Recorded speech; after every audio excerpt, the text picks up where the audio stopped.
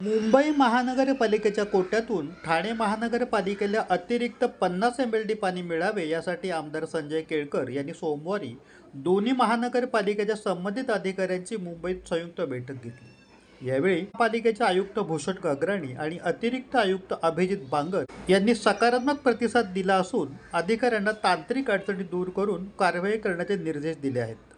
ठाण्याला विशेषतः घोडबंदर परिसर, बाळकुम, कोळशेत, ढोकाळी आदी भागात पाणी टंचाई भेडसावत आहे। अशात आणखी नवनवीन गगनचुंबी इमारती उभ्या राहत आहेत, त्यामुळे भविष्यात पाण्याचा तुटवडा आणखी मोठ्या प्रमाणात भासणार आहे। ठाणे शहराला मुंबईकडून मिळणाऱ्या नियोजित 50 MLD पाण्यापैकी 25 MLD पाणी आधी तातडीने मिळावे याबाबत आमदार संजय केळकर यांनी आग्रह धरला असून सध्या ठाण्याला तातडीने 25 MLD पाणी निश्चित मिळेल असा विश्वास आमदार केळकर यांनी यावेळी व्यक्त केला।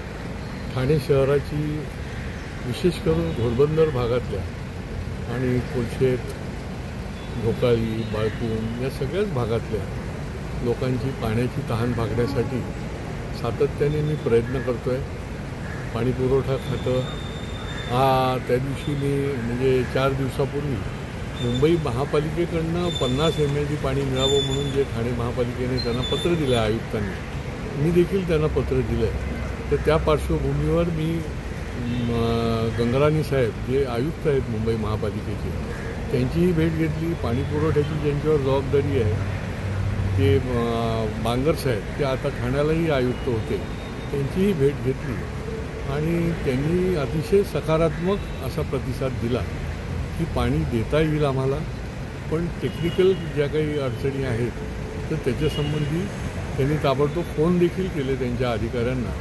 आणि त्या पार्श्वभूमीवर ठाणे महापालिकेचे पाणीपुरवठ्याचे अधिकारी आणि BMCचे अधिकारी यांची एकत्रित आज आम्ही चर्चा केली। आज इथेच पाणीपुरवठाचं जे केंद्र आहे BMCचं त्या ठिकाणी आमची बैठक झाली आणि त्या पार्श्वभूमीवर कशा पद्धतीने द्यायचं याचेही निश्चित झालेलं आहे। आता वरळीला जे त्यांचे प्लॅनिंग डिपार्टमेंटची अधिकारी बसतात त्यांच्याबरोबर एक मीटिंग होऊन सुरुवातीला 50 MLD पैकी 25 MLD तातडीने मिळण्याच्या दृष्टीने जो पाठपुरावा करतो आहोत आम्ही, तर त्याला निश्चितपणे आम्हाला यश मिळेल असं वाटतं आहे। कारण की स्वतःचा स्रोत नाही आहे ठाणे महापालिकेचा, त्यामुळे निरनिराळ्या ठिकाणाहून पाणी घ्यायला लागतं। पुढच्या दृष्टीने देखील जो ॲक्शन प्लॅन बनवलेला आहे तो पुढच्या या 6 महिन्यामध्ये अंमलात आणण्यासाठी मी स्वतः शासनाकडे आणि PMCकडे पाठपुरावा करणार आहे। अल्पावधीतच लोकप्रिय झालेला भारताचा बुलंद आवाज आपला Bharat channel subscribe, share, like आणि कमेंट्स करायला विसरू नका।